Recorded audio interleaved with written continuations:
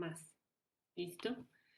Entonces, hoy, como ustedes vieron en el Moodle, vamos a hablar un poco sobre las heces, sus características y por qué es importante pues saber estas características, porque pues es lo que nos refiere el paciente y es lo que ustedes van a interpretar y lo que les va a servir a ustedes para decidir qué diagnóstico mandan o qué decisión toman. Si de pronto escuchan un golpe así impetuoso, es que mi gata le da la loca a estas horas, entonces no es nada, no es nada más que mi gata. Bueno, entonces les voy a compartir pantalla y empezamos pues como a hablar sobre este tema.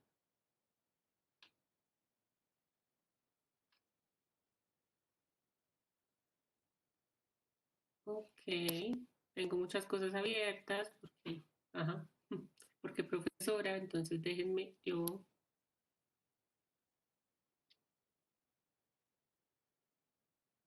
Listo, ahora sí están viendo mis diapositivas.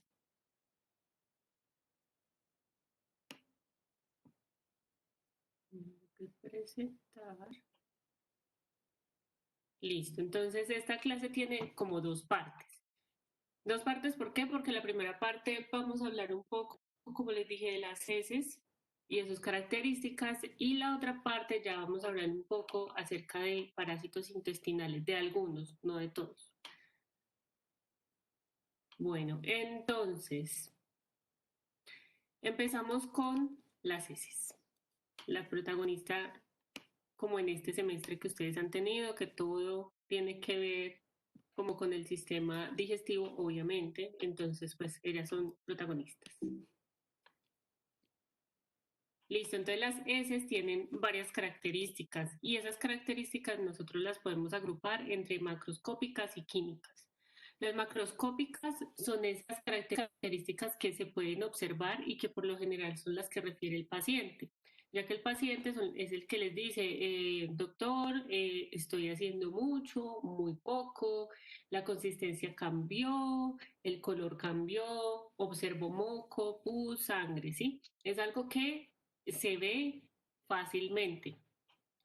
Hay una cosa que suena chistosa, pero es muy cierto, y es que nosotros debemos observar nuestras heces, todo el mundo, ¿sí? No es como algo que simplemente pues vamos al baño, sí, yo sé que es una excreción y que uno debería como ya olvidarla, pero las heces nos cuentan mucho y más cuando la persona está teniendo algún síntoma, entonces nos pueden ayudar a saber qué puede estar pasando. Entonces, recomiéndenle a sus pacientes y yo les recomiendo a ustedes que no las dejen olvidadas y que no las ignoren, porque son importantes para conocernos y conocer nuestra salud, por lo menos nuestra salud intestinal. Las características químicas, entonces, ya tienen que ver con el contenido de grasas, de compuestos nitrogenados, a veces se miran las coproporfirinas, urobirinógeno, carbohidratos, calcio, pH, entre otros. ¿Sí? Entonces, es lo que sí toca realizar alguna prueba para evidenciar estos niveles o cantidades de estos diferentes, digamos, características, porque por ejemplo para el pH, entonces saber en qué pH están las heces puede ayudar a entender si la persona está normal o si de pronto está experimentando algún tipo de infección, porque muchas veces las infecciones bacterianas, por ejemplo, pueden generar que el ambiente del intestino se acidifique. Entonces, pues porque se está generando un daño, porque se está generando unas fermentaciones allí de lo que se come, no se está asimilando de la manera adecuada, no se hizo la absorción correctamente y esto cambió el pH, ¿sí ven? Entonces esto puede decir mucho de la historia, una sola de estas medidas como el pH o también el calcio o la presencia de grasas también puede indicar algún problema en el hígado, entre otras cosas. Ya vamos a ver un poco más a fondo. Entonces empezamos con las características macroscópicas. Entonces la cantidad, pues eso es muy relativo. Acá yo les pongo como un estimado, pero pues obviamente nadie se va a poner a pesar las heces en la casa y decir es que yo antes defecaba tanto y entonces ahora no. O sea, eso es algo muy intuitivo, ¿no? Creo que todo el mundo lo sabe. Entonces, lo que sí es que cuando una persona tiene un régimen cárnico o un régimen vegetariano o mixto, sí pueden cambiar. Entonces, de pronto, si una persona eh, deja de consumir carne y se vuelve vegetariana, de pronto experimenta un cambio en la cantidad de sus heces y lo puede interpretar como una enfermedad o como que está mal y en realidad no es nada de eso, simplemente es porque cambió su alimentación. Y por lo general los regímenes vegetarianos tienden a generar mucha más cantidad de heces que un régimen cárnico o un régimen mixto, ¿sí? Entonces las personas vegetarianas suelen ir más al baño porque consumen más fibra y más carbohidratos. Entonces esta sería la razón. No es que la persona esté enferma, pero si ustedes lo entienden, pueden decirle a sus pacientes que no se preocupen, que es porque cambiaron la dieta, pero que no está pasando nada más. Ya con respecto a la diarrea, entonces ya sería la eliminación fecal que excede los 200 gramos al día o cuando el contenido de fibras es bajo y cuando hay mucha presencia de agua y creo que pues cualquier persona puede identificar que tiene diarrea. Por lo general las consistencias, ¿por qué se habla de consistencia? Porque esto lo refieren cuando ustedes mandan un coprológico, cuando mandan a que el paciente o la paciente se hagan una prueba, entonces hacen que se lo refieren desde el laboratorio, dicen la consistencia está normal, o está pastosa, o está dura, líquida, y pues eso ya les da a ustedes mucha información.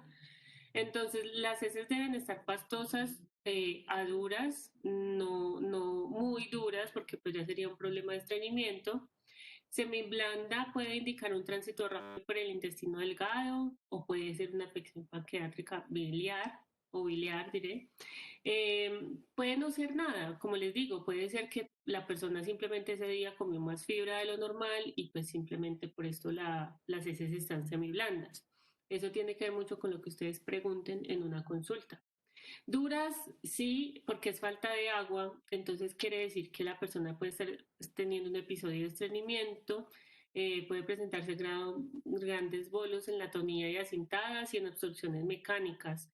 También se presentan estados espásticos acentuados, o sea, como que esto sí está diciendo, unas veces duras, sí está diciendo que allí hay un problema de tránsito intestinal puede ser también por la alimentación. Puede ser que la persona por esos días no consumió nada de fibra y pues esto le generó las heces duras o ya puede ser un problema crónico de estreñimiento, que pues es como muy común. Y pues si está en la consistencia líquida, pues entonces pues es diarrea. ¿Alguien iba a hablar o simplemente se le activó el micrófono? Me pueden interrumpir, ¿no? Obviamente. Bueno, las heces líquidas, entonces sería pues diarrea, entonces puede ser abundante en una patología del intestino delgado y escasas y mucosas y presente el intestino grueso. ¿Por qué? Porque por lo general cuando hay diarrea y procede del intestino grueso, pues quiere decir que allí se está generando un proceso infeccioso donde el moco está presente, porque el moco es como un mecanismo de defensa, ¿sí?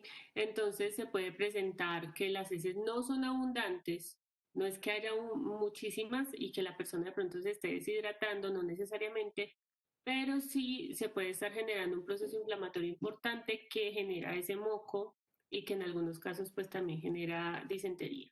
Entonces, o sea, como presencia de sangre, pues porque se está lastimando mucho el intestino. Entonces, pues pueden ser aquí varias cosas. Listo, aquí hay una tabla de Bristol donde pues como que clasifican las heces dependiendo de cómo se ven y también del contenido de agua que tienen. Entonces, cuando la persona presenta estreñimiento, por lo general suele reportarlo, decir que parece como cuando ven las heces de una cabra o las heces del conejo, que son bolitas muy pequeñitas, muy secas. Eso sería un estreñimiento bastante significativo. De allí, si las heces presentan una forma como de racimo de uvas, porque siguen muy secas, también se considera estreñimiento. Y el aspecto también de mazorca, a mí esto, uno puede reírse mucho con todo esto, pero entienda que tiene que ver mucho con el contenido de agua que tienen las heces y el contenido de fibra también. Entonces, así como cuando se ve con una forma tan definida y como seca, y, e incluso el paciente puede referir que le duele, entonces pues se está hablando de un estreñimiento. En tipo 4 más o menos hasta el 6 es como lo normal, como les decía, a veces puede estar semiblanda, otras veces puede estar pastosa, pues o sea, no, uno conoce y por eso les digo, si uno sabe diariamente cómo son sus heces, pues uno puede identificar muy fácilmente cuando no están normales. Entonces aquí pues vemos otras formas y pues el tipo 7 ya sería diarrea, que es simplemente líquida, tiene mucha agua, entonces por esa razón se ve así. Bueno, ahora el color. El color también nos está hablando y nos está diciendo algo, cosas importantes. Las heces deben ser café, pardo, ese es el color. E incluso cuando a veces lo refieren, algunos bacteriólogos se refieren a carmelita. Esto es un nombre usado, es como hace mucho tiempo, entonces muchos bacteriólogos puede que se los lleguen a reportar. Si algún día ustedes ven eso de que color carmelita, se refiere a que está normal, ¿sí? También puede decir café o pardo y sigue siendo normal. Amarillo o verde puede presentarse en los bebés y esto pues es debido a la lactancia. Estos colores son normales en un niño cuando está lactando. Entonces en ese caso sería normal. Oscuras. Si se ven oscuras como ya no se ven cafecitas, sino un poco más oscuras. Entonces puede estarse refiriendo a una gran cantidad de pigmentos biliares que proceden pues, de la bilis y esto puede estar refiriendo a una ictericia hemolítica, ¿sí? En este caso, pues eso se lo referirían a ustedes, el color, y ustedes pues con el resto de información que tengan, pues pueden ver si por ahí va la cosa muy oscuras, casi negras, o sea, como que ustedes dicen, las heces no se ven café para nada, se ven casi negras, es sangre de procedencia alta, o sea, de las partes altas del intestino o puede ser incluso más, pues un poco antes, porque cuando la sangre ya va pasando va perdiendo pues su color rojo y va cambiando tanto que llega, cuando ya se va a eliminar, hace que las heces se vean casi negras. Entonces, ojo, por ejemplo, con este color en las heces porque puede estar indicando sangre, presencia de sangre, pero en procedencia alta. Rojo ya se refiere a procedencia baja, es decir, cuando no es que las heces salgan rojas, rojas como tal, sino que hay presencia de sangre, ¿sí? Hay presencia de sangre y cuando vemos sangre en las heces rojo, brillante, o sea, como que hay algo lastimado, pues quiere decir que es en el intestino grueso que se están generando esos procesos, como les dije, inflamatorios, donde puede haber una infección o una inflamación crónica que está generando o que se lastime todo este epitelio y que genere sangre, ¿sí? O también puede ser por un problema de estreñimiento que lastimó la salida de las heces, al salir las heces lastiman el recto y pueden generar sangre. Entonces esto pues también hay que tener en cuenta, si el paciente refiere que le duele ir al baño y que ve sangre, pues entonces probablemente es que se esté lastimando. Cuando las heces son claras, como blancuzcas, entonces se les llama heces acólicas, que eso es presencia de grasa no emulsionada.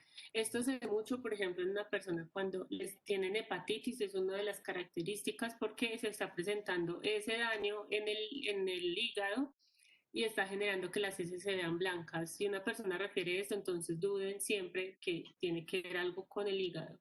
Amarillas, entonces ya, como les digo, amarillo en un bebé es una cosa, pero en un adulto es otra. Entonces, amarillas, esteatorrea de origen pancreático, gran contenido de grasa. Entonces, cuando las heces son amarillescas, muy amarillas, tiene que ver ya con la grasa y también tiene que ver con algo que está pasando en el páncreas. Y verdes, diarrea de fermentación del niño. También en un adulto se puede ver las heces verdes y esto pasa cuando la digestión no se está llevando a cabo completamente y las heces pasan tan rápido, o sea, los alimentos pasan tan rápido por todo el sistema digestivo que no se alcanzan como a asimilar todo y es casi como si cuando pasan derecho. Y este color verde viene, si no estoy mal, de de la bilis y de esta parte cuando sí, cuando pasa por allí, entonces no hay allí no se alcanza a procesar no se alcanza a hacer la digestión, como les digo, de manera completa. Entonces podemos también ver nuestras heces siendo adultos verdes. Esto puede ser una mala absorción, ¿sí? Mala digestión también. Pues puede ser algo como que pasó, no sé, que les va a empezar una gastroenteritis o comieron un exceso, pero un exceso de fibra, también puede llegar a pasar. Pero digamos que no es algo necesariamente normal. También hay que ver pues cuántos días está así y este tipo de cosas. Listo, entonces ahora vamos a hablar del moco. Como ya les dije, cuando hay moco es porque hay una inflamación, entonces es característica de una enteritis, una colitis, pero también se puede presentar si la persona tiene el síndrome de intestino irritable, que es tan común en las mujeres. Y pues allí no se presenta como tal una inflamación como en una enteritis o en una colitis, pero sí se presenta el moco, ya que en el intestino, entonces cuando la persona come ciertos alimentos, pues el moco aparece como una medida de protección, ¿sí? En este caso, esta inflamación de aquí, la enteritis y colitis es crónica, es algo que siempre está generándose. Entonces, bueno, aquí tocaría como bajar un poco el sistema inmune para que esto se calme un poco. También se puede presentar moco cuando hay infecciones, ¿sí? Algunos tipos de infecciones generan moco.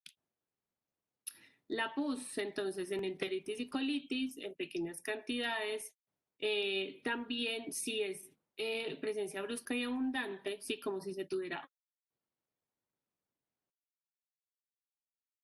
y que no se absorbe muy bien, pues sería mala absorción.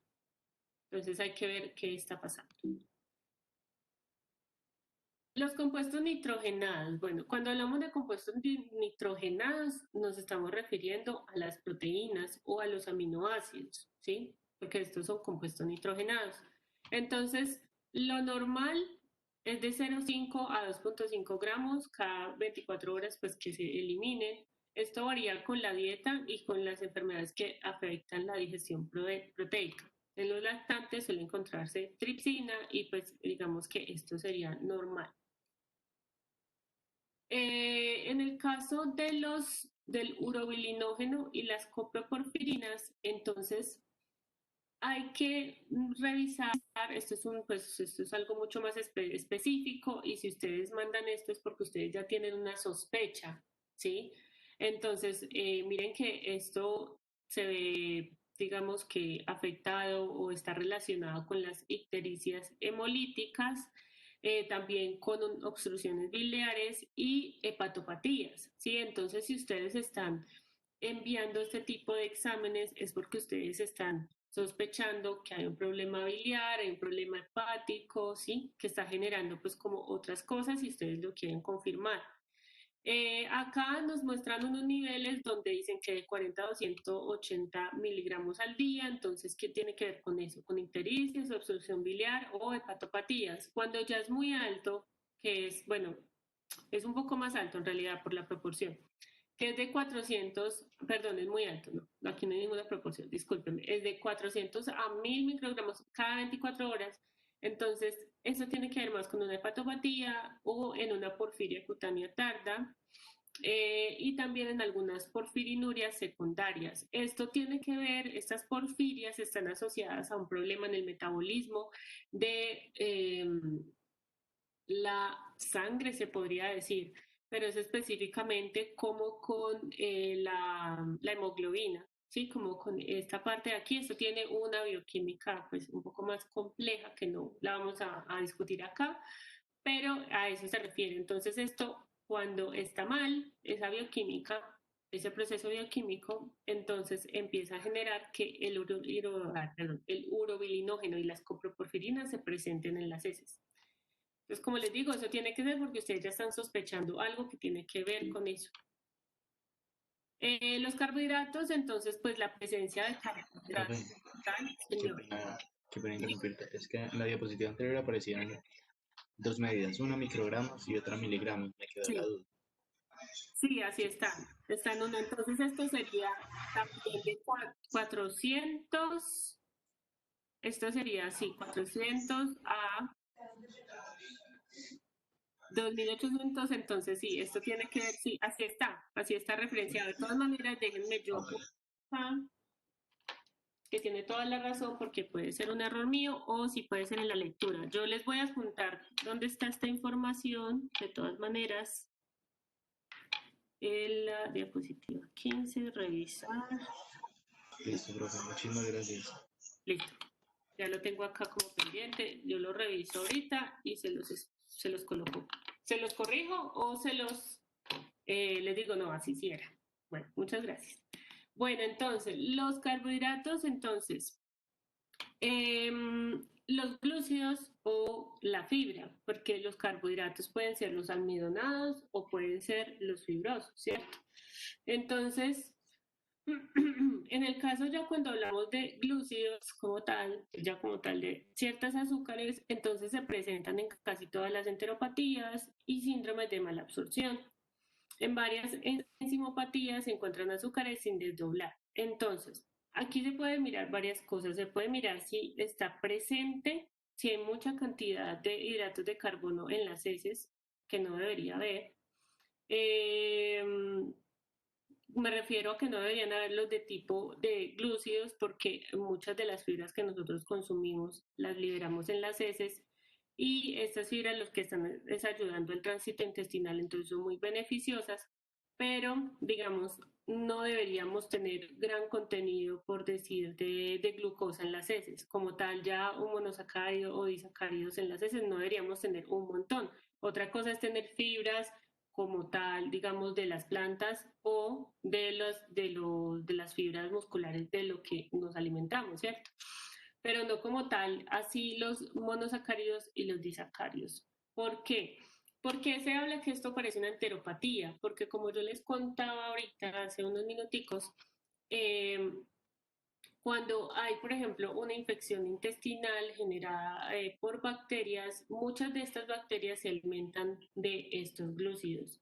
Entonces, lo que pasa allí es que se están generando unos procesos donde hay mala absorción y entonces esto favorece que estas bacterias proliferen y que tengan su comidita, porque es que muchas de estas bacterias proliferan cuando hay más hidratos de carbono de los que ellas consumen. Y esto es lo que después puede generar procesos de fermentación, que después puede generar procesos de liberación de alcoholes, que después pueden generar procesos de cambios de pH y bueno, y esto genera un montón de cosas más, el moco, al cambiar el pH, pues entonces genera más deshidratación, bueno, esto es una reacción en cadena, ¿sí?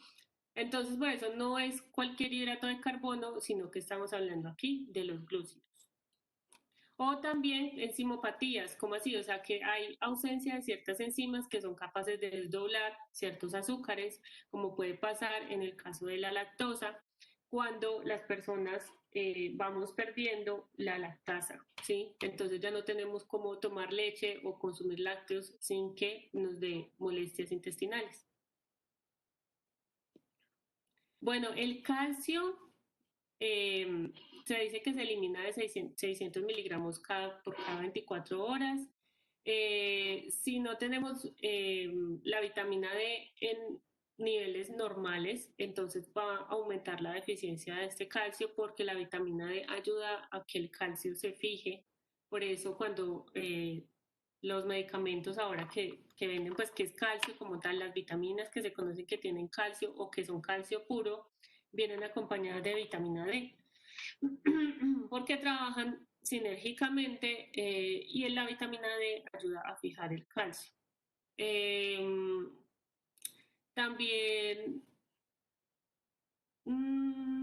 disminuyen dietas pobres en calcio, obviamente, pues si la persona no consume calcio, pues no va a tener calcio, y fosfatos y también en el hiperparatiroidismo, ¿sí? Esto es un tipo de afección que tiene que ver ya con la glándula tiroides y pues esto, con todo lo que afecta. Y en este caso, el aumenta por deficiencia de vitamina D, dieta rica en fosfato y ácido pítico y síndrome de mala absorción. Bueno, el pH y los electrolitos. Entonces, electrolitos como sodio y potasio, Entonces, dependiendo de cómo esté, puede permitir diferenciar una diarrea osmótica o una diarrea secretora, pero pues también esto se puede identificar pues por clínica. La diarrea por lo general tiene un pH menor a 5.3, ¿sí? Entonces mire que se vuelve ácida. Sugiere malabsorción de hidratos de carbono, aumento de fermentaciones en la luz intestinal y las cifras superiores a 5 o 6 es una malabsorción más generalizada, ¿sí? Como puede ser por algo que esté pasando en ese momento, pero no se está generando pues como una fermentación importante. Entre mayor el pH, mayor la concentración de sales biliares, generándose diarrea osmótica, ¿sí? Entonces el pH debe estar regulado, ya que si se baja mucho o si se sube mucho, pues puede generar igual diarreas, pero pueden ser por diferentes razones. En el caso de que si el pH sube mucho, entonces quiere decir que hay muchas sales biliares, entonces ¿por qué hay tantas sales biliares? ¿Sí? Entonces allí es lo que está, o sea, esto obviamente uno no lo va a mirar solo, uno va a mirar varios parámetros juntos y va a empezar como a armar el caso y a entender qué es lo que puede estar pasando. Bueno, entonces ya terminando esta parte, les tengo unas preguntas. Entonces, menciónenme dos características principales de las heces. Las dos características principales. Cualquiera de ustedes. Pueden escribirlo también.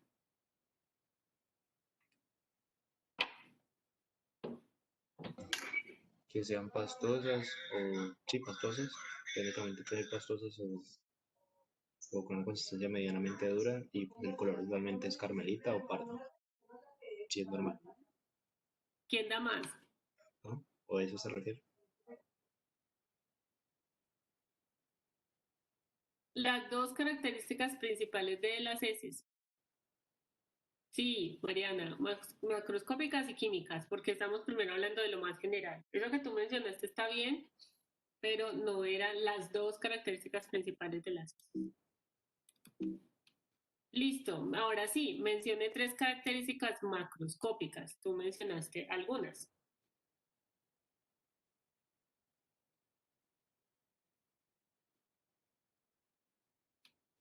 Cualquiera puede decir. Ajá, color. Profe, Ah, cantidad, consistencia, color, si ujú, encontramos presencia de sangre, si encontramos presencia de moco. ajá, exacto. Muy bien. Menciona tres características presentes en heces normales.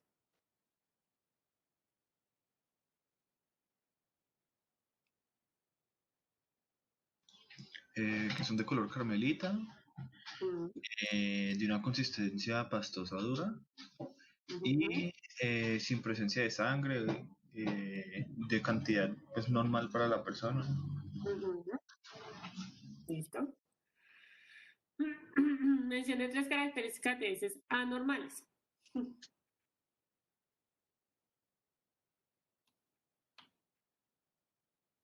Sí, con sangre,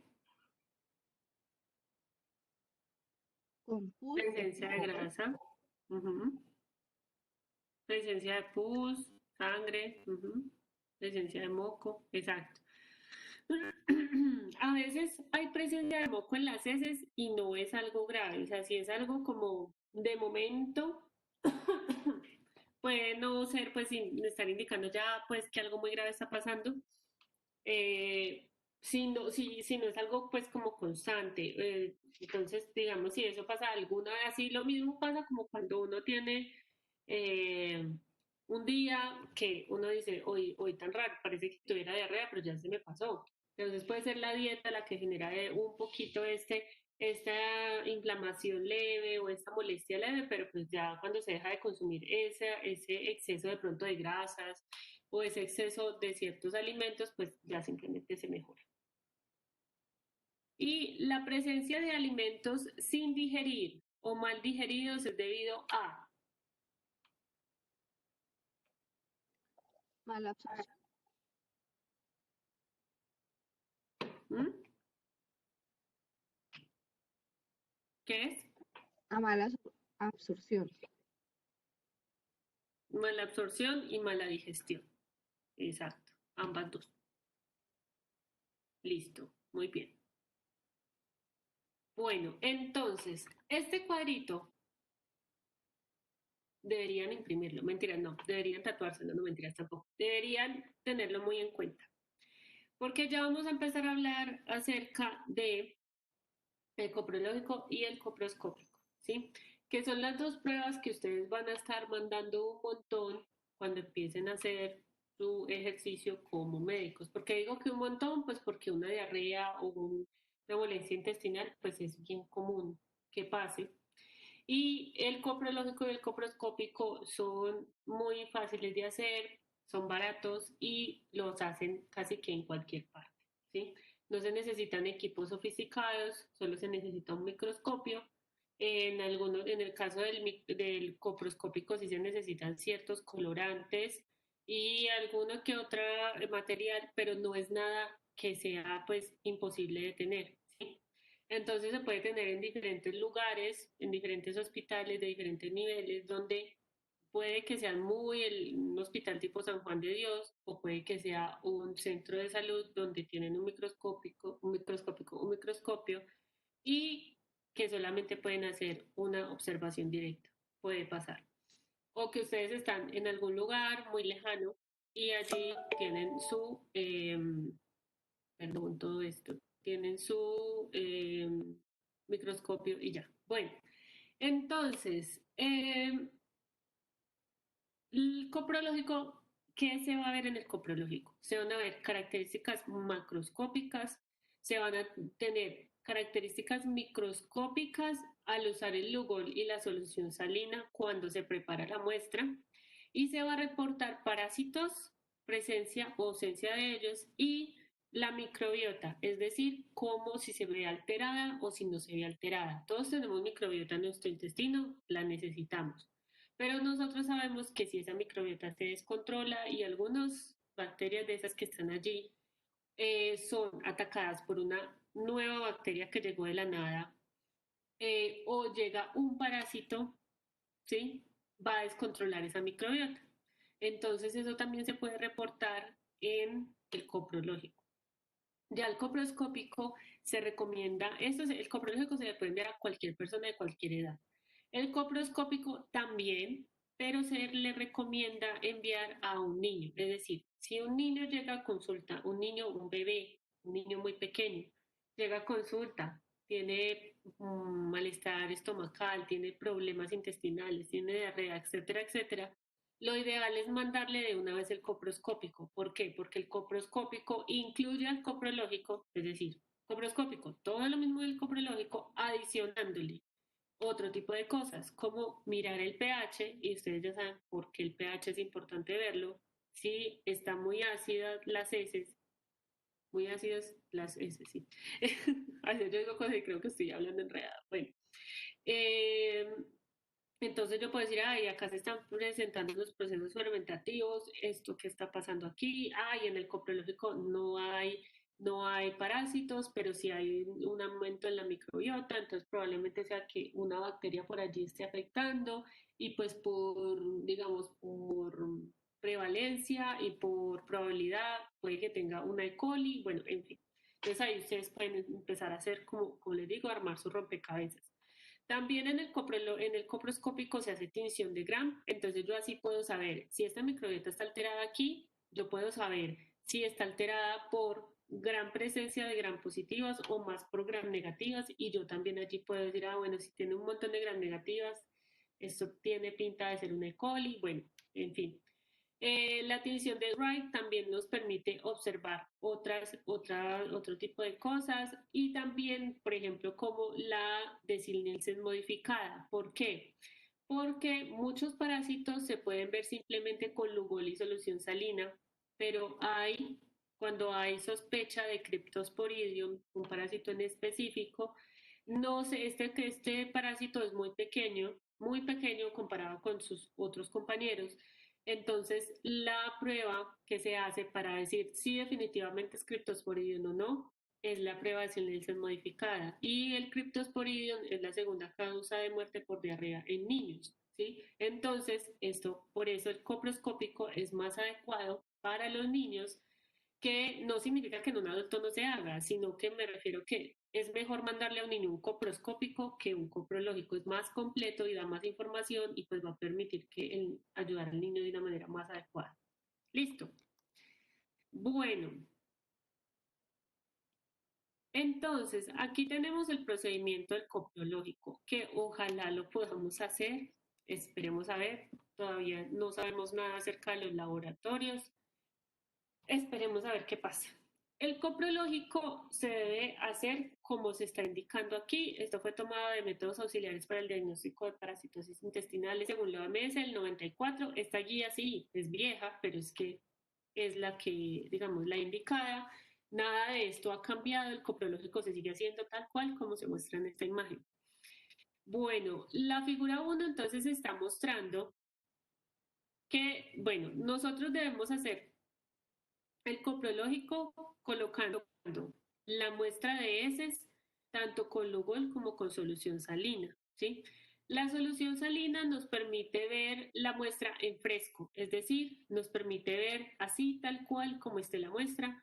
Y aparte de eso, la solución salina nos ayuda a que si de pronto por allá hay un trofosodito nadando, hay un bichito nadando, un protozoo, o las bacterias que estén presentes, pues ellas estén muy cómodas y las podamos ver bien. Es como cuando se hacía la admisión de Gram que yo les contaba el semestre pasado, que cuando uno adiciona solución salina, la celulita puede seguir gordita, me refiero a que está bien. Entonces uno cuando la observa en microscopio la ve bien, ¿sí? Si uno no le agrega solución salina, sino solo agua, la puede deshidratar, entonces simplemente no va a observar bien toda la morfología del parásito o de la bacteria. Entonces por eso usamos solución salina fisiológica.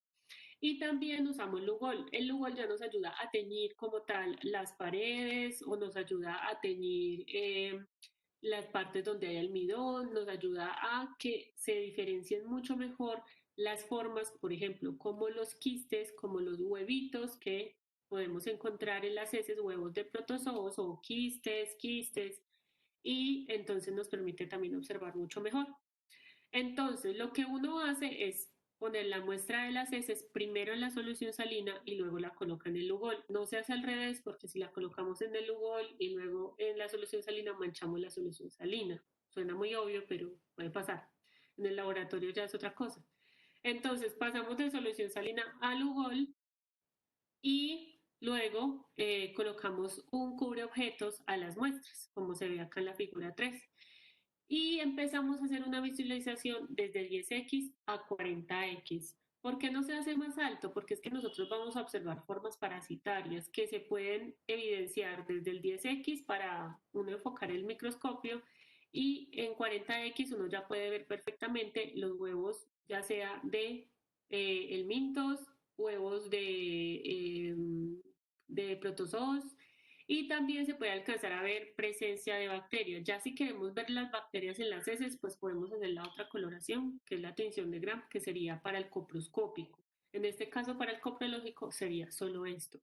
Y se empieza a observar de esta manera, así como siguiendo de esta forma, para uno hacer el conteo y hacer el reporte. Entonces a ustedes les reportan qué van a observar en toda esta plaquita de las heces que ustedes mandaron a analizar.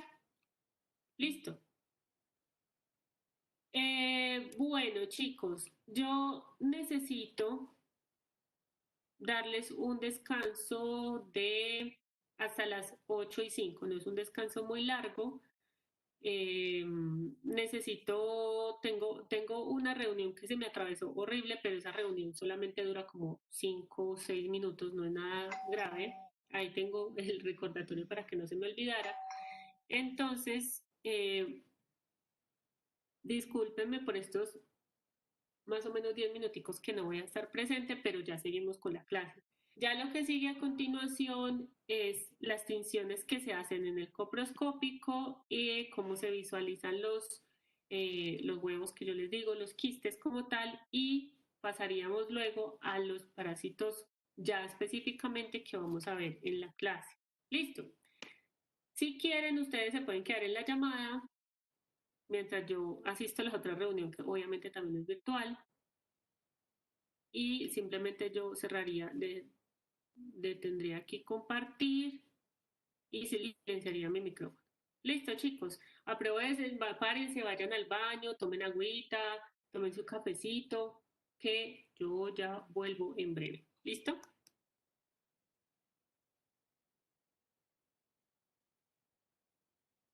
Alguien dígame sí, profe, está bien. Quiero saber que me están oyendo. Bueno, Yo, gracias. sí, profe, tranquila, vaya. Listo. Bueno, vayan ustedes al baño, párense de la cama. Mentiras, ahí no, ustedes no están acostados. Nadie está acostado. Bueno, nadie. No, ustedes no se atreverían. Bueno, ya vuelvo pues.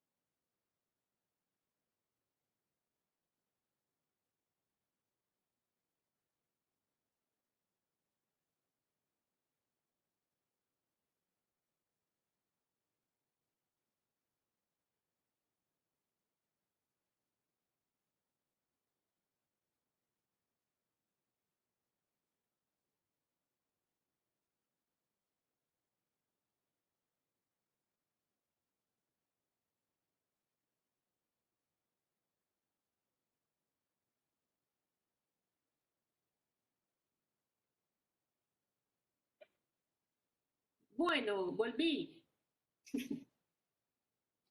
¿Todos están ahí? ¿Siguen ahí? ¿No están en el baño? ¿No se durmieron? ¿Aló? Listo. Bueno, entonces vamos a continuar. Voy a volver a compartir pantalla. Y insisto, tengo muchas cosas abiertas. Bueno, esta es la presentación, sí. Bueno, listo. Entonces nos quedamos en... ah, nos quedamos en la explicación del coprológico y ahora vamos a la explicación de las tinciones que mencionamos aquí en el coproscopio. Entonces, la tinción de Gram que vimos teóricamente el semestre pasado. ¿Y esto para qué es? Para identificar bacterias, como les dije, para ver qué proporción hay de gram negativas y gram positivas, o si la mayoría son gram positivas, y ver también su morfología. Recuerden que la tinción de gram nos permite ver morfología y tipo de bacteria. La tinción de Wright, entonces, en este caso, esta es para detectar leucocitos polimorfonucleares. Entonces, la idea aquí es ver si hay muchos leucocitos, entonces uno puede decir, hay alta presencia de leucocitos, hay una infección, y entonces por lo general es o por procesos de infecciones bacterianas, o ya en el otro caso donde no se presenten esto combinado con una cierta microbiota, entonces se puede asociar más a enfermedades inflamatorias intestinales. ¿Sí? Entonces aquí podemos ver bacterias y con la tinción de Wright podemos ver leucocitos. Y la tinción de Nielsen modificada, entonces se debe usar, es cuando se sospecha, como les dije, Cryptosporidium, que es un protozoo, pero su quiste es bien pequeñito, es una bolita, se ve como una bolita roja cuando se tiñe con la tinción de Nielsen modificada. ¿Por qué modificada? Ustedes el otro semestre van a ver tuberculosis, o en un año, es que no recuerdo, creo que es en un año, ven tuberculosis, y para uno diagnosticar la tuberculosis hace una tinción de Nielsen. ¿Por qué? Porque esa es una bacteria, que eso sí lo vimos en primer semestre, es una bacteria que no le sirve la tinción de Gram, sino que toca hacerle una tinción para los ácido alcohol resistentes, es decir, que tienen una pared de ácidos grasos muy diferente a las paredes que tienen las gram negativas o las gram positivas, por lo tanto con esto no se tiñen adecuadamente.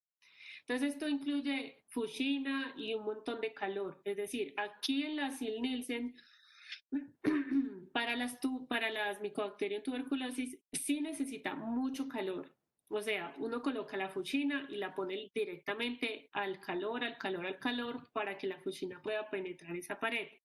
Pero, y ojo que les estoy hablando de Mycobacterium tuberculosis. Cuando yo hablo de Nielsen modificado, me refiero a que uso esa misma tinción para mirar a Cryptosporidium o Ciclospora o algunos otros coccidios, y la modificación consiste en no agregar calor. O sea que si se usa el ácido alcohol, se usa la fuchina, pero no se usa calor, ¿sí ven? Entonces por eso se llama modificada, porque si usamos calor en estos protozoos, en estos quistes, los dañamos. Eso no pasa con la bacteria Mycobacterium tuberculosis. Por eso se llama modificada. Listo, ¿quedó eso claro? Bueno. Y entonces, cuando nosotros ya vamos a observar el coprológico, perdón, que ojalá lo podamos hacer en vivo y en directo, esto es como una ayuda para uno identificarlos. Entonces, miren que ellos varían en tamaños, varían en cantidad de núcleos y no tanto en la forma, ¿sí? De pronto este que vemos aquí que se llama retortamonas intestinales, parece así como huevito, un poquito acá como puntiagudito, pero digamos que este es como el de los más diferentes. De resto todos tienden a ser redondos u ovalados, ¿sí? Esto parece una carita. Y sí se ven muchos núcleos y cuerpos como de almidón. Esto que vemos así oscurito son como unas reservas de almidón que tienen algunos de estos protozoos en sus quistes. Y estos son los quistes, es decir, que es la forma que se liberan las heces. Por lo general en las heces vemos dos formas, que es los quistes o los trofozoitos, o sea, la forma que se mueve y la forma que ya sirve para eliminarla al ambiente y que se conserve en el ambiente, con la cual nos volvemos a infectar y ya vamos a ver en los ciclos de vida. Listo, entonces esto es solamente para que ustedes vean todo lo que podemos llegar a observar en un coprológico. Obviamente hay unos más típicos que otros, por ejemplo, Giardia lambia, que vamos a mencionarla ahora en breve. Entamoeba histolítica hay diferentes porque las entamoebas tienen de uno a varios núcleos, ¿sí? Entonces, pues esto es característico de la entamoeba. Hay otra que es parecida que se llama entamoeba coli, pero pues no es igual a entamoeba histolítica. También la Endolimax nana, que la Endolimax nana uno la distingue de otras es por su tamaño, porque es más pequeñita, pues si comparamos eso con un quiste de entamoeba histolítica, es mucho más pequeña. Ya de alambia tiene una forma característica, los núcleos se ven así de esta manera y se les ve como esta formita aquí que parece una sonrisa, pero no es una sonrisa. Y esta que es muy chistosa, pues me parece a mí, porque parece un sapito, no sé qué es eso, pero bueno, se ve gracioso. En el microscopio, ¿ustedes creen que esto se ve igual o no? Pues sí se ve igual, o sea, de hecho se ve así, lo que pasa es que con Lugol se ve un poco más amarillo, se ve como un amarillo pálido, como un café pálido, pero sí, los quistes se ven así de bonitos. Algunas no se ven tan diferenciadas, o sea, no se ve tan exactamente así definido, pero sí se puede llegar a ver. Cuando son muy chiquitos, como les decía, como cripto, ese sí no se observa tanto, se ve más como una bolita rosadita. Bueno, entonces vamos aquí finalizando esta parte. Déjenme, yo dejo de compartir pantalla por un momento. ¿Dónde estoy? Ay, a mí, ¿por qué se me pierde esto? ¿Por qué se me pierde la llamada? Yo sé que está aquí. Espera.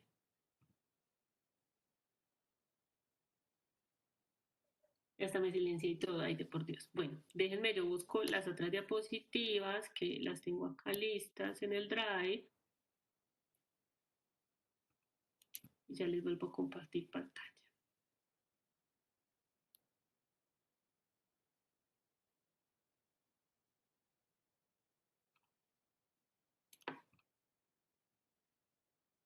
Vamos a ver tres protozoos característicos. No, ojalá pudiéramos ver más, pero pues el tiempo no nos da, nunca da tanto el tiempo como para ver un montón. De todas maneras, yo estoy en este momento asesorando el núcleo integrador de enfermedades de la enfermedad diarreica aguda y allí ustedes van a tener la opción de ver muchos más protozoos, mitos y microorganismos que tienen que ver con los que generan y hasta virus que generan la EDA. ¿Listo? Entonces no significa que ustedes no lo vayan a ver, sino que ya se va a ver mucho más en núcleo. Bueno. Listo, entonces empezamos con la entamoeba. Bueno, las entamoebas hay muchas de vida libre y otras que no lo son. ¿Cómo así que vida libre? Quiere decir que están en el ambiente y que no suelen infectar, ¿sí? O sea, las entamoebas no solo son las patógenas, así como los protozoos no solo existen patógenos, así como bacterias no solo existen patógenas. Entonces, no es la excepción las entamoebas.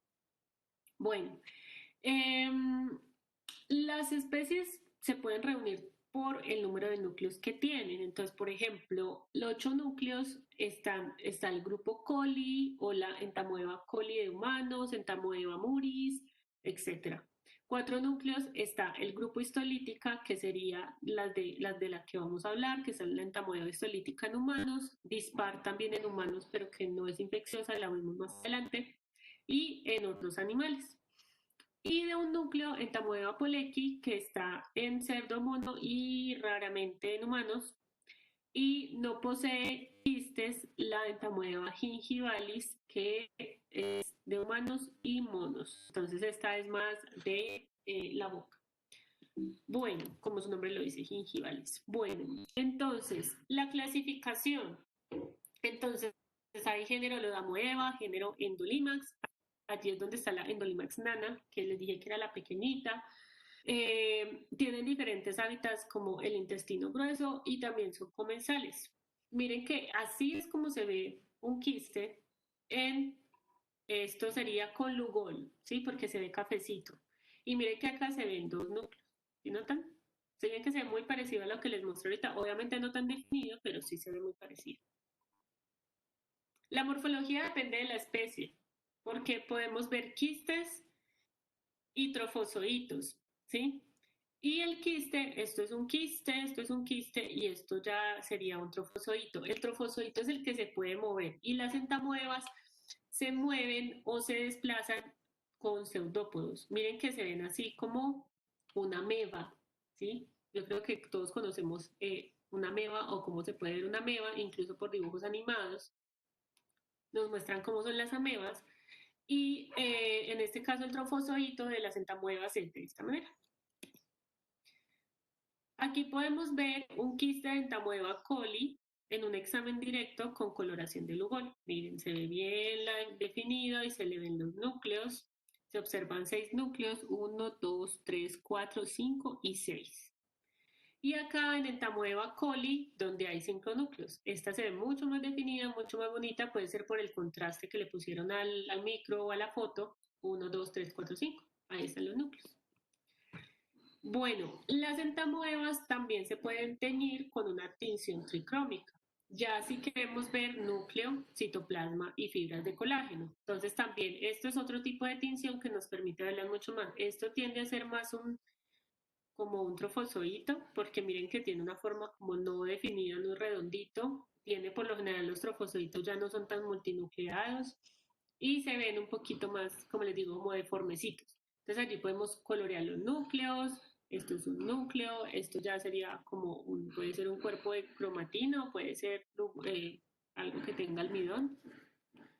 Bueno, y aquí tenemos la entamoeba histolítica que debe reportarse como entamoeba histolítica dispar mínimo. Mínimo. ¿Y por qué les digo mínimo? Porque, déjenme, porque es que no recuerdo el nombre, pero ya recientemente se debe reportar entamoeba histolítica, Molesky y, déjenme que yo lo tengo apuntadito por acá, perdón, Molesky no, Mokovsky y Bangladeshi. ¿Cómo así? ¿Por qué yo les estoy hablando de esto? Porque imagínense que la entamoeba histolítica y la entamoeba dispar, la Mokovsky y la Bangladeshi se ven exactamente iguales en un coprológico. Se ven igualitas. Entonces no hay manera de decir que estamos viendo una o la otra, ¿sí? Lo que pasa es que la entamoeba histolítica dispar no es patógena, ¿sí? Esta es más comensal, esta está allí más relajada, esa no nos genera enfermedad, mientras que la entamoeba histolítica sí. Entonces, pero si vemos solamente el quiste, no nos vamos a enterar cuál es cuál. Entonces se reporta como un complejo, como un grupo de entamoebas que son iguales al microscopio. ¿Cómo se pueden diferenciar? Sí, se puede hacer una PCR, sacarles el ADN y ver las diferencias entre las 4. Claro que sí, pero ustedes saben que en el momento de consulta en el hospital, ustedes con una persona que les está refiriendo un malestar de una diarrea intermitente con algo de sangre, moco, etcétera, etcétera, y ustedes mandan un coprológico, pues no va a decir, venga, mándenme la PCR para que yo pueda ver cuál es cuál. No, o sea, ustedes dicen, no, vamos a ver entonces ya por clínica qué decisión se toma. Bueno, la entamoeba histolítica, como les digo, entamoeba histolítica dispar, Mokovsky y Bangladeshi, yo después les coloco esas otras aquí, que eso fue más o menos en el 2017 que lo actualizaron. Entonces, una de las características creo que yo tengo aquí, déjenme yo miro, sí, más adelante vamos a ver cómo sería la única manera en que podemos saber que sí tenemos una entamoeba histolítica sin dudas. Listo, ahí está la otra. Entonces empezamos con la entamoeba histolítica, que es uno de los que nos va a generar una diarrea, que nos puede generar disentería y entre otras cosas. Entonces presenta tres formas que son trofozoito, quiste y prequiste. El prequiste es como una forma entre el paso de trofozoito a quiste, ¿ya? Pero pues uno por lo general refiere trofozoito o quiste. La entamoeba histolítica también puede ir como comensal en el intestino grueso, pero por lo general, cuando está presente, genera enfermedad. Mide entre 20 a 40 micras, presenta pseudópodos, como les digo. Eso es una prolongación del ectoplasma, es decir, modifica su membrana para poderse desplazar. Esto es un pseudópodo, o sea, un pseudopie. Se alimenta, entre otras cosas, de eritrocitos. Entonces, esa es una de las maneras que podemos saber que lo que tenemos allí es una histolítica, porque en una entamoeba dispar no vamos a encontrar eritrocitos fagocitados, mientras que en la histolítica sí. Entonces, esa sería una manera de saberlo. Es un anaerobio facultativo y, como les digo, la entamoeba dispar no presenta eritrocitos en su interior. El prequiste, miren que esto se ve como redondo, pero no tanto, pero tampoco alcanza a ser un trofozoito, entonces por eso lo llaman prequiste. Entonces es ovoide, mide entre 10 y 20 micras, es inmóvil, este sí ya no se puede mover, con membrana quística en vías de formación, tiene un solo núcleo, tiene cuerpos cromatoidales y vacuola de glucógeno, ¿sí? Los cuerpos cromatoidales son los que se ven oscuritos y a esto es una vacuola grandota. Ya el quiste, muy bello él, entonces vemos bien la formita, ya se ve multinucleado, tiene cuerpos cromatoidales en algunas estancias inmaduras, mide de 10 a 20 micras, la membrana quística es rígida, ¿sí? Y pues esto es algo que es característico de los quistes porque pues ellos están en su forma de protección. Esta es la forma como ellos van a estar en el ambiente y van a resistir y luego nosotros no sé, porque están en algún alimento que no lavamos bien, pues no lo comemos y nos infectamos. Pero él no se va a morir por estar en el ambiente. Bueno, el ciclo de vida sería pasar de quiste a trofozoito metaquístico o metacíclico, es decir, el trofozoito que está en la fase intermedia, luego trofozoito, luego se enquista en el colon y luego se forma un prequiste y luego se vuelve a formar un quiste y así sucesivamente. Entonces, como les digo, la forma que se va a liberar por medio de las heces es tanto los trofozoitos como los quistes, pero la forma infecciosa es el quiste, ¿sí? Como se está viendo acá, este quiste que vemos acá. Esa es la forma infecciosa.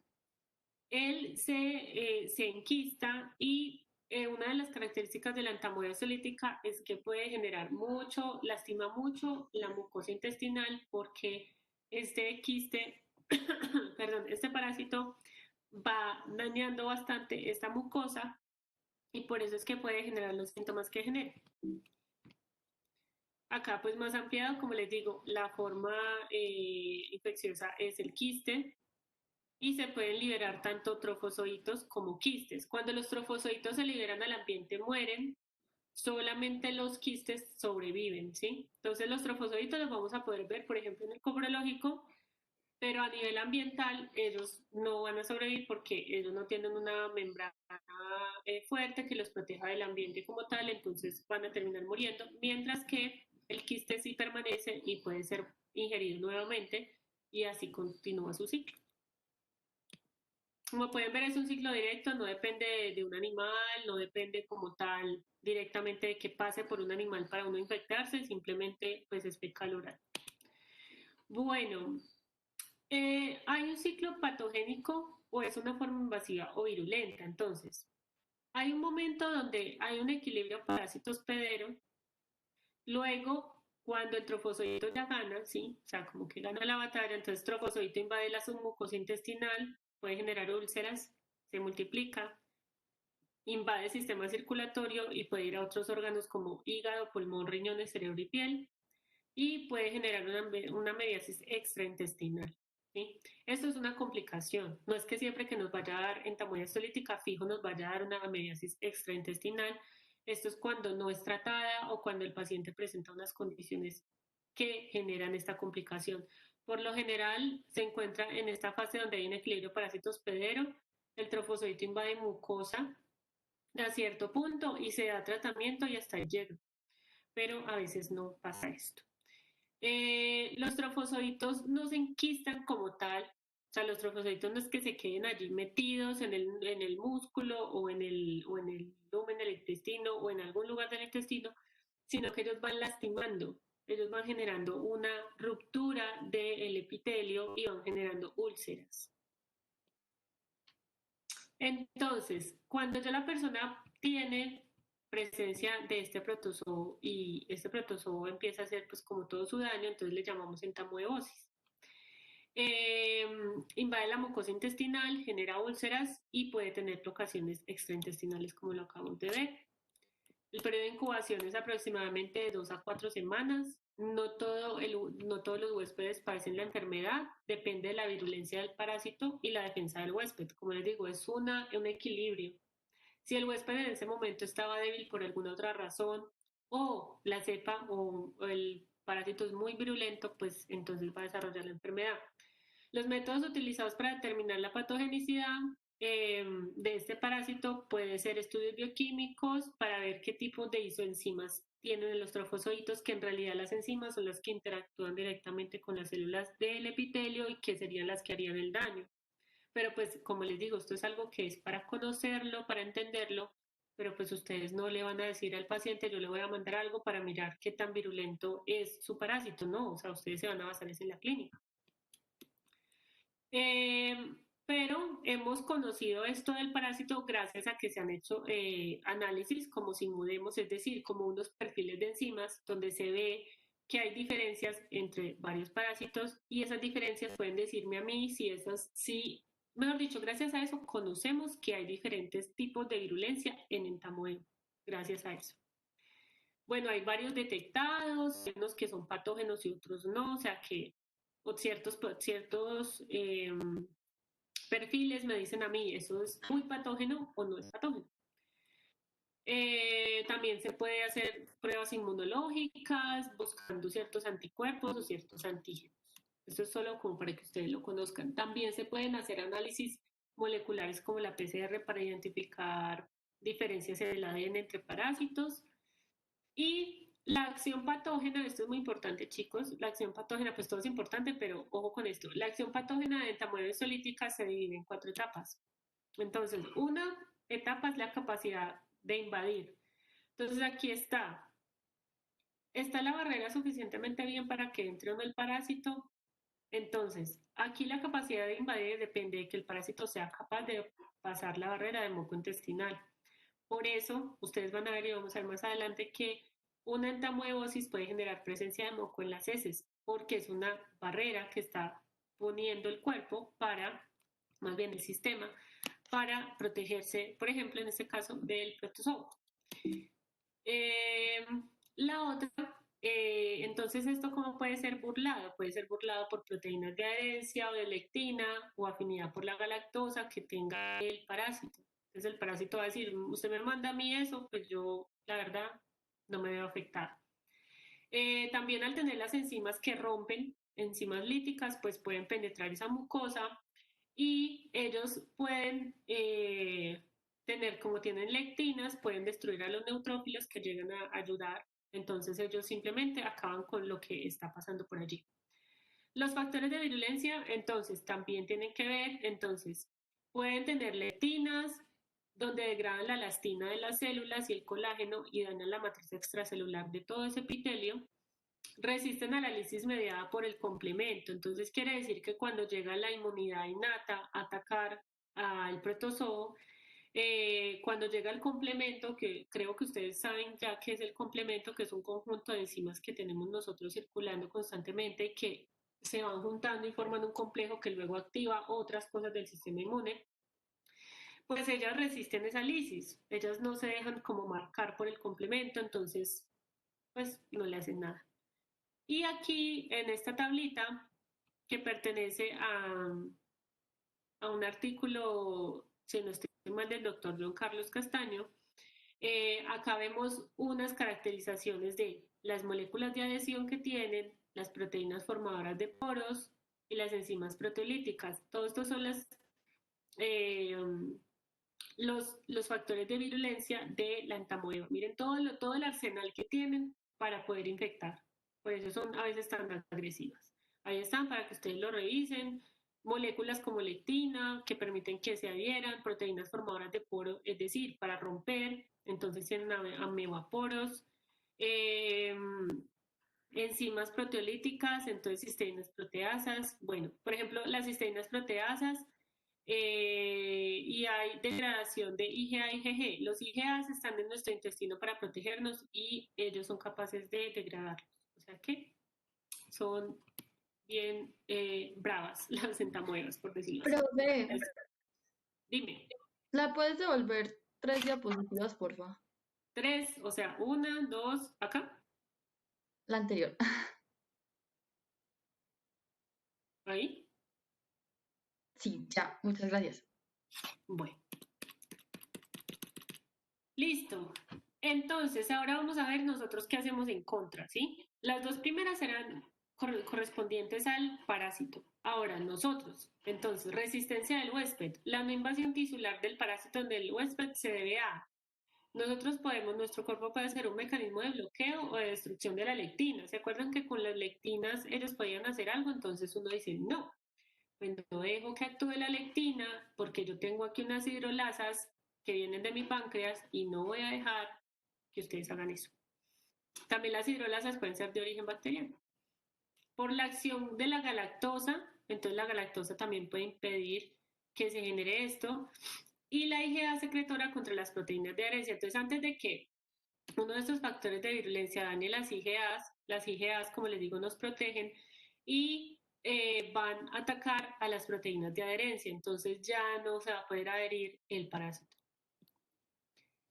Y esta, la formación de úlceras, entonces la tercera es lo que nosotros hacemos contra el parásito.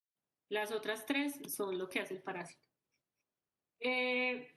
La formación de úlceras, entonces, los trofozoitos tienen un mecanismo, o sea, ellos como que van formando un cúmulo de trofozoitos que van dañando la mucosa y van rompiendo el colágeno al generar colagenasa. ¿Sí? Ellos tienen una enzima que rompe el colágeno. Los colonocitos se autolizan, la matriz extracelular se degrada y el parásito pasa de la mucosa a la submucosa. Al morir el parásito libera otras enzimas hialuronidasa, entonces rompen el ácido hialurónico, estoy segura que es esto, y también rompen otras cosas que componen todo el epitelio, y esto hace que se generen unas úlceras en botón de camisa. Cuando una persona tiene estas úlceras y cuando le hacen una colonoscopia, estas úlceras son bien características de la entamoeba histolítica, porque son muy, o sea, la forma de la úlcera es muy característica. ¿Sí? Entonces, si a alguien le ven este tipo de úlcera, se puede asumir que es por entamoeba histolítica, pues si se le hacen otros exámenes, pero es muy característica. Bueno, entonces ya hablando de la patología, entonces la lesión se ve principalmente en la región ileocecal, en el sigmoides y en el recto. La lesión inicialmente es una pequeña, o sea, es una úlcera pequeña que es como puntiforme y no está como con mucha reacción inflamatoria. Luego esa úlcera evoluciona, se vuelve algo peor, un botón de camisa o cuello de botella y ya se empieza a producir una necrosis y esto empieza a generar una hemorragia. ¿Cuándo se empiezan a generar este tipo de úlceras? Cuando la persona ha dejado avanzar mucho la infección por diferentes razones o porque la persona pues tiene cierta condición de inmunosupresión que permite que esto se desarrolle de esta manera. Como les digo, si uno identifica la entamoeba histolítica y la trata, no tiene por qué llegar hasta allá. Bueno, se puede tener amilosis asintomática y se ven trofocitos, están en la luz del colon, o sea, no se presenta todavía ningún síntoma. La amilosis crónica ya es cuando hay un dolor, cólico, retorcijón y alteración en el ritmo de la defecación. Y si se presenta diarrea, las heces son blandas, líquidas y fétidas, se presenta moco y sangre ocasional, pujo y tenesmo leve, es decir, siempre se queda con la sensación de que no se terminó como de liberar todo lo que había que liberar. También hay pujo, esa sensación como sí, literalmente es eso, pujo. Y es de 2 a 4 deposiciones en 24 horas. Como pueden ver, esto no es una diarrea que necesariamente deshidrate a la persona, ¿sí? No es algo que es una cantidad excesiva, sino que como es un proceso más que lastima el epitelio, entonces esto genera las heces no son tan abundantes, pero sí pueden presentar moco y sangre de manera ocasional cuando ya se ha lastimado más. Otras manifestaciones que se pueden tener: llenura, náuseas, flatulencia, distensión abdominal, sensibilidad al colon, a la palpación y borborismos. Cuando ya hay una meiosis aguda y disentérica, entonces ahora sí, entonces gran número de evacuaciones intestinales, moco y sangre, puede tener muy dolor abdominal y retorcijón. O sea, acá son las peores síntomas que tiene el paciente, y que por lo general cuando ya se presentan estos es cuando él va a empezar a ir al médico porque ya no puede más, porque ya es mucho dolor, ve moco y sangre en sus heces y va muchas veces al baño. Puede que no haga mucho, pero va muchas veces al baño. También se puede presentar debilidad, náuseas, vómito, dolor de cabeza, falta de apetito, deshidratación. Por lo general no se presenta fiebre, por lo general, pero muchas veces ocurre que esta antamoeba estolítica está asociada a otra cosa. ¿Y por qué se asocia a otra cosa? Pues porque todo se descontrola. Eso sería una gastroenteritis cuando ya se descontrola mucho toda la microbiota, y puede una de dos: o favorece incluso a otro parásito, o puede generar también infección por bacteriana. Entonces, en ese caso sí ya se presentaría fiebre. Entonces, no es como que ustedes digan, pero es que si no tiene fiebre, es entamoeba histolítica. No necesariamente, ¿sí? Pues porque hay más cosas para tener en cuenta. Las complicaciones son muchas. Puede ser colitis gangrenosa. Entonces es cuando ya en el colon, como les digo, se está presentando estas úlceras y eso se empieza a volver necrótico. Las voy a pasar un poquito rápido porque tenemos, tenemos que hablar de otros dos bichitos, y pues es que este es el más largo. Pero entonces, tenemos la colitis gangrenosa. Esto genera todos estos síntomas. Y cuando ya esto no para, se puede perforar el intestino. Entonces, se produce en colon transverso, en sigmoides y ciego. Entonces, ¿qué pasa cuando se perfora el intestino? Entonces ya las amebas pueden pasar a otras partes del cuerpo. Esto también genera ciertos síntomas. Forma amebomas, que es una masa dolorosa palpable, como un tumor, y se puede ubicar en estas partes del intestino. También se puede generar apendicitis. Y el diagnóstico, perdón, yo adelanto como un momentico. Bueno, sí, ya. Entonces esa sería como una meiosis complicada. Y el diagnóstico entonces, presencia de moco y sangre, ese sería el macroscópico. El microscópico sería los trofozoitos en las heces, o se pueden también encontrar los quistes, con montaje de solución salina. También se puede hacer tricrómica o hematoxilina férrica, pero con la solución salina ya un bacteriólogo pasa a identificar que uno tiene entamoeba histolítica. Como les digo, también se buscan quistes, y ya si la persona presenta úlceras, entonces ya también mediante biopsia va a aparecer el trofozoito allí. Se puede hacer serología, se puede hacer ELISA, pero eso no se manda, ¿sí? O sea, sino que existe, pero esto no se suele mandar. Cultivos de inoculaciones, esto solo es para investigación. Entonces es que se puede tratar de cultivar el protozoo, que es bien complicado cultivar protozoos. Y también se pueden hacer inoculaciones, por ejemplo, en ratón, en otros modelos animales o en celulares, bueno, dependiendo de la investigación, pero pues esto no es para diagnóstico de rutina. La transmisión pues es fecal oral, es mediante alimentos y bebidas contaminadas con las heces que contienen los quistes. Entonces, por ejemplo, manipular el excrementos humanos cuando se trabaja como con abono. Entonces, eso se puede pasar allí y pues descuido en general con la higiene personal. La epidemiología, pues la entamoeba se distribuye de manera mundial, la prevalencia es variable, afecta al 10% de la población mundial, por lo general está más en zonas rurales o donde hay menos pues como educación, pues por esto mismo, por las prácticas de higiene. Predominan zonas tropicales para variar y subtropicales y acá tenemos más o menos entre 45 al 60% donde se albergan algunas, una o varias especies de amibas. Se presenta en el 25% de los niños a partir de los 5 años y el 5% en lactantes, o sea que puede ser una causa de diarrea en niños. Hay muchos factores que intervienen en que haya presencia de esta enfermedad, deficiencia de saneamiento, factores socioeconómicos, culturales y condiciones climáticas que pueden favorecer la supervivencia y diseminación de los quistes. Por ejemplo, las lluvias pueden hacer escorrentía desde lugares donde esté el quiste, llegar al agua y de pronto nosotros consumimos esa agua o esos alimentos contaminados con esa agua y allí nos infectamos. Entonces, por eso siempre es bueno lavar muy bien los alimentos. Yo creo que con lo que nos ha pasado con el COVID, se ha presentado muchas menos infecciones debido a alimentos, ya que estamos mucho más pendientes de lavar todo, limpiar todo, lavarnos las manos, no tocarnos la cara.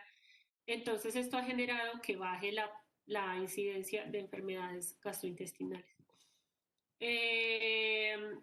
Si se cocinan bien los alimentos, no hay peligro, ¿sí? Cuando consumimos alimentos bien cocinados, agua bien hervida, no hay problema.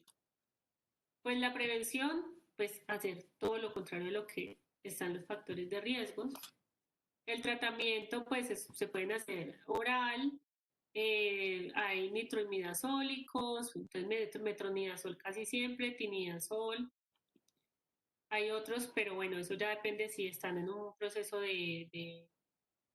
digamos, de complicaciones de la entamoebosis.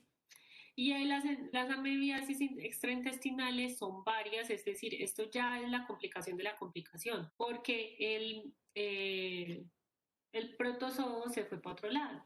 Entonces, en este caso puede irse para el hígado, vía entrada del intestino grueso, que ha sufrido invasión por entamoeba histolítica. Entonces, llegan al hígado por vía porta y se acumulan, producen trombosis, necrosis y van generando abscesos, ¿sí? Entonces, el absceso hepático puede ser producido por entamoeba histolítica.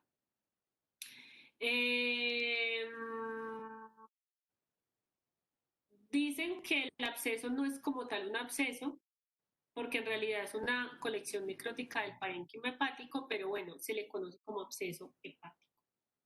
Se ubica del 70 al 80% en la cara superior del lóbulo derecho y el 80% el absceso es único, o sea, que solamente tienen uno. Esta es acá un hígado que tiene la presencia de este absceso y entonces pues se puede ver como todas estas características que pueden ir un poquito rápido, pero ¿cómo se diagnostica? Con métodos radiológicos y a veces con serología. A veces los tratamientos son quimioterapéuticos o quirúrgicos para extraer la parte. También se puede dar amebiasis pleuropulmonar, entonces aquí tiene la fotico muy bella de ella. Se puede presentar tos, disnea, expectoración, fiebre, dolor torácico porque la ameba llegó hasta los pulmones. El pronóstico es grave porque pues ya si llega allí puede generar la muerte fácilmente y el tratamiento es igual que al absceso hepático. Hay absceso también cerebral y pues en este caso sí que es más grave, puede generar rigidez en la nuca, convulsiones, pérdida de conocimiento. Y pues en realidad, pues acá también se puede, entonces pues el pronóstico este sí que, como les digo, es peor. También puede haber amebiasis cutánea y de las mucosas, que es la que yo les digo como en la piel. Se pueden presentar úlceras de bordes levantados, enrojecidos de fondo. Bueno, como varias características que tienen estas úlceras, se pueden diagnosticar por biopsia o examen directo. Cuando hay casos avanzados, se presenta es por de pronto pacientes con poca higiene, entonces esto se puede llegar a presentar en habitante de calle, pues debido a que si no se trata, pues no se va a lavar, no tiene cómo bañarse, pues por lo general se puede presentar en este tipo de personas. También la rectitis mediana puede diseminarse al ano y a la piel circundante constituyendo úlceras perianales o perineales, ¿sí? Entonces también esto todo tiene que ver mucho con el factor socioeconómico, cultural, el cuidado que se tenga como tal de la enfermedad. Todas esas, como les digo, todas esas complicaciones se ven sobre todo cuando el paciente está inmunosuprimido o cuando no tiene condiciones de salud o socioeconómicas. Bueno, voy a ver qué hora es. Quedan 15 minuticos. Entonces estas preguntitas yo se las dejo ahí en las diapositivas para que ustedes las resuelvan como para que tengan una idea de cómo se pregunta. Bueno, entonces giardia. La giardia genera diarrea, también presenta las dos formas, tanto trofozoito como quiste. El trofozoito es la forma móvil, el trofozoito es uno de los más bonitos vistos. Yo sé que es un agente infeccioso, pero pues es muy bonita. El quiste es el que se expulsa y es la forma infecciosa. El quiste tiene simetría bilateral, es periforme, tiene forma de perita, tiene un extremo ancho y el extremo posterior es delgadito, tiene un disco suctor, así como si fuera un corroncho, como los pececitos, y con eso es lo que se une al epitelio. Tiene axolema y axostilo, que son los que están como por el centro, acá sí los vemos, dos núcleos idénticos ovalados en el trofozoito, 4 pares de flagelos, o sea, 8 flagelos y membrana ondulante. El quiste, la forma de resistencia en el medio ambiente, tiene pared, tiene 4 núcleos cuando está maduro y cuando está inmaduro tiene 2 núcleos. Acá hay algunas imágenes. Esto es un huevo, este es el huevito, parece que tuviera ojitos, esto es una micrografía electrónica, estos son tinciones, como puede ver se le parece que tuviera 2 ojitos y pelitos, parece una brujita. Bueno, la giardia está dividida en genotipos, ¿sí? Entonces, estos genotipos están clasificados como ensamblajes A, B, C, D, E, F, G. Y dependiendo del ensamblaje están más asociados a su hospedero. Entonces, a los humanos están asociados principalmente los ensamblajes A y B. Como es el ciclo de vida también es directo, es fecal oral, se consume el alimento contaminado, el agua contaminada con los quistes, luego se rompe el quiste en el duodeno, se hace fisión binaria para la división, entonces ya este trofozoito hace el daño que tiene que hacer, luego se diferencia quiste nuevamente y se libera por las heces. Bueno, con la patogenia se inicia cuando se consume el quiste, el ácido en el estómago ayuda a que se rompa el quiste y los trofozoitos pueden unirse a las vellosidades intestinales mediante la ventosa. Como les digo, esa ventosa es como los pececitos que son corronchos que se pegan de los acuarios de las paredes. Así mismo se pega él, pero de nuestras células intestinales. Tan bella ella. Entonces, aquí literalmente pueden mostrar, acá se ve cómo entra el quiste, se exquista, se diferencia a trofozoito y entonces aquí aumenta el número de trofozoitos porque se dividen por fisión binaria y a medida que pasan las semanas pues vamos a tener más y más trofozoitos con el disco suctor adherido a nuestra mucosa. Entonces, obviamente acá va a haber ¿cómo se dice? Como unas características a nivel inmunológico, pues obviamente se va a empezar a generar mocos, van a empezar a trabajar las IgA secretoras, hay una respuesta de tipo T, de células T, bueno, ¿sí? Y también hay fagocitosis, bueno, hay un montón de respuesta innata aquí que está tratando de acabar con esto, pero pues estos bichitos son fuertecitos. Bueno, se presenta por todo el mundo. Los reservorios en algunos lugares es castores o ratas. Bueno, en este caso aquí podemos encontrarlo como que en muchos animales. Eh, Vías de entrada, como les dije, agua o alimentos contaminados, fecal oral y grupos de riesgo con los niños. Eh, la infección por Giardia puede dar lugar a un estado de portador asintomático, ¿sí? Entonces, menos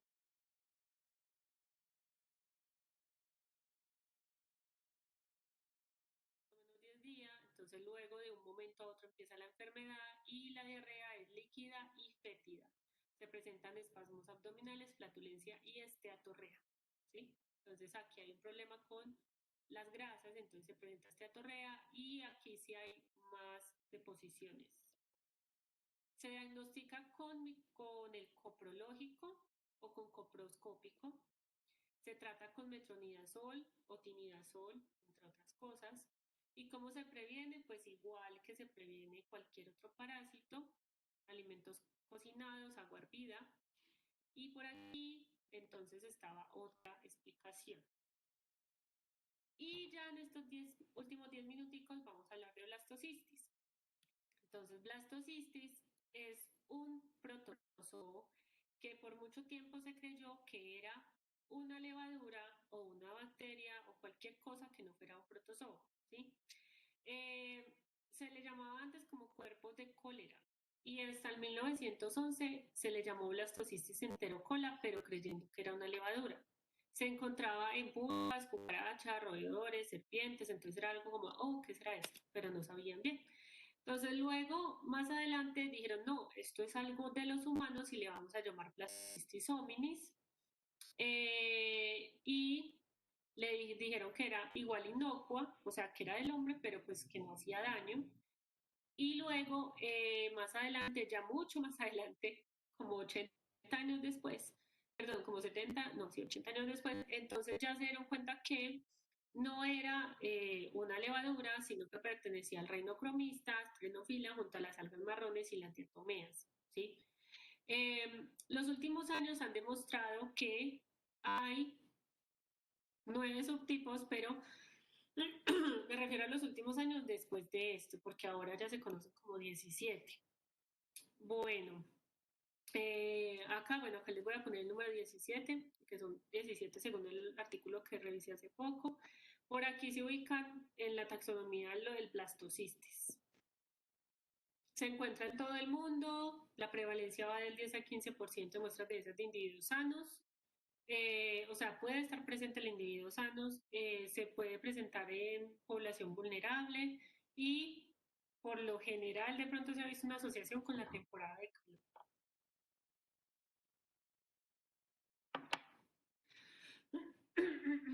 Bueno, la mayor prevalencia es más en adultos que en niños. No se presenta diferencia entre géneros. Se puede presentar en pacientes con VIH, pero no está como muy clara esa información. Y estos subtipos se han visto que en varios estudios los pueden asociar a diferentes partes del mundo. Entonces, dependiendo del subtipo, se puede asociar a una parte geográfica.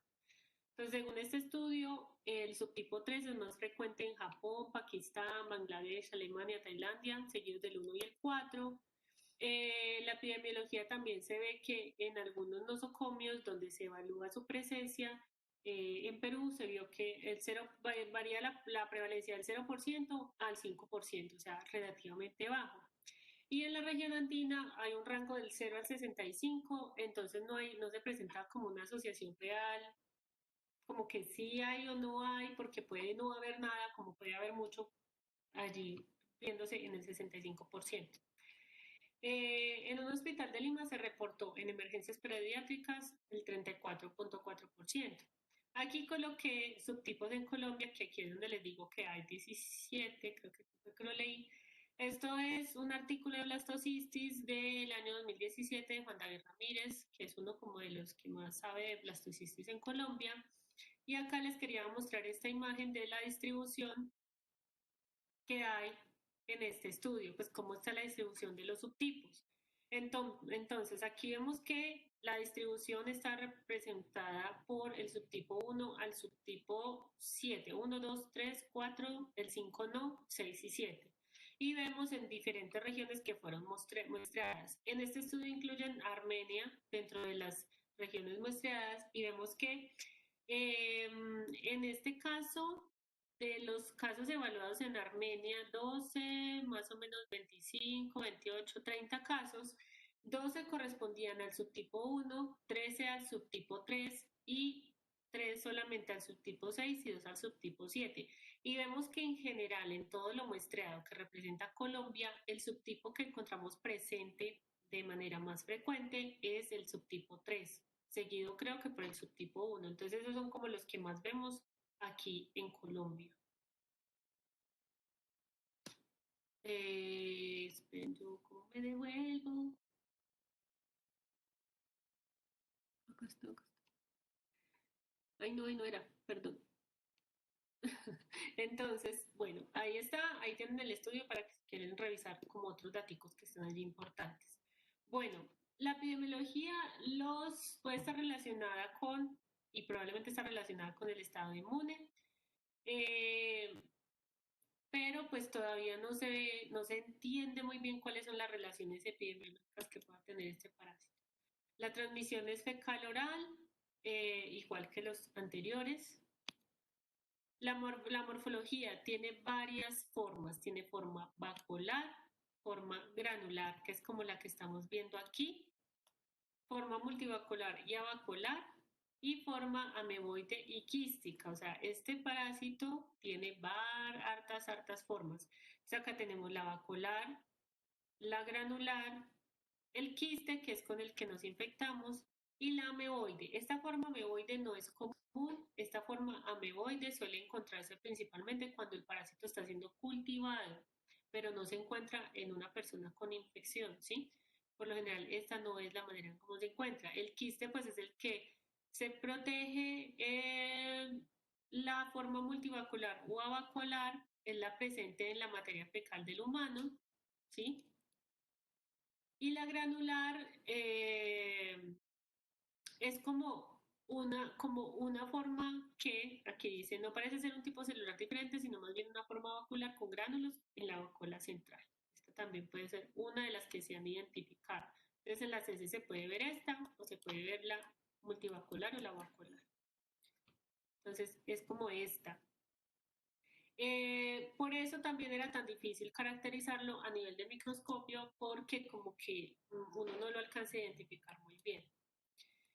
Bueno, es anaerobio estricto, se puede cultivar a 37 grados, no se aíslan células viables a partir de la materia fecal, es decir, es muy duro como extraerlo y poderlo cultivar. Tiene alto polimorfismo genético, o sea, tiene alta variación genética. Con respecto a si es patógeno o no, pues cada vez estamos más seguros de que sí es patógeno, pero lo que pasa es que depende del subtipo. Hay unos subtipos más asociados a la patogenicidad y, como les digo, está diferentemente asociado geográficamente, y hay unos subtipos que sí se conocen como que sí están allí presentes. Esos son, más bien, si hay enfermedad, lo más probable es que esté cierto subtipo presente, ¿sí?